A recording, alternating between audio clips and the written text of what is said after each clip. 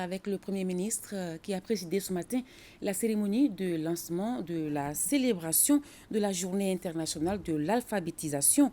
Occasion pour lui de mettre l'accent sur l'élaboration d'une politique nationale en la matière qui est d'ailleurs en cours. Le chef du gouvernement a par ailleurs rendu hommage à tous ceux qui ont perdu la vie lors des attaques du jeudi 7 septembre 2023 à l'Océanie Touré. Promouvoir l'alphabétisation pour assurer l'éducation pour tous dans le cadre de l'atteinte des objectifs de développement durable, c'est le credo du gouvernement malien. Cela est inscrit dans la nouvelle constitution qui réserve une place de choix à nos langues nationales érigées en langue officielle.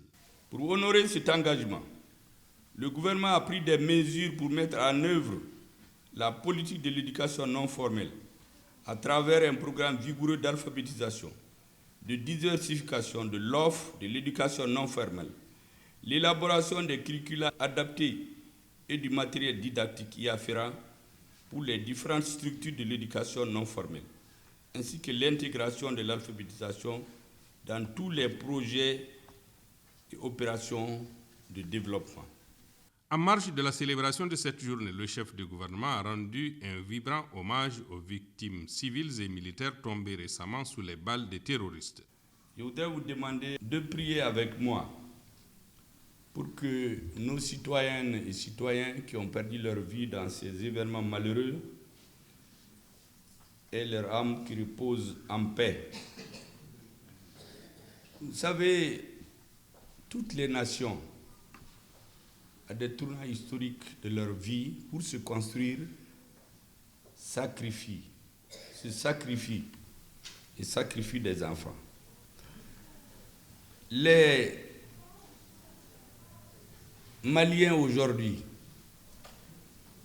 retrouvent chaque jour de plus leur fierté et leur dignité. Je suis convaincu que cette bataille historique, ce virage politique et stratégique que notre peuple est en train de prendre, et beaucoup d'autres peuples africains nous suivent, grâce à notre armée, ce virage-là, nous allons le gagner. Cette bataille sur le terrorisme, le peuple malien va le gagner. La liberté, la dignité du peuple malien n'ont pas de prix. Elles ont un coût humain, matériel, financier, que nous sommes décidés à faire payer. Et le peuple malien va le payer et gagnera la bataille. Le Premier ministre a également assuré de la détermination du gouvernement et des forces armées à relever le défi de la sécurité.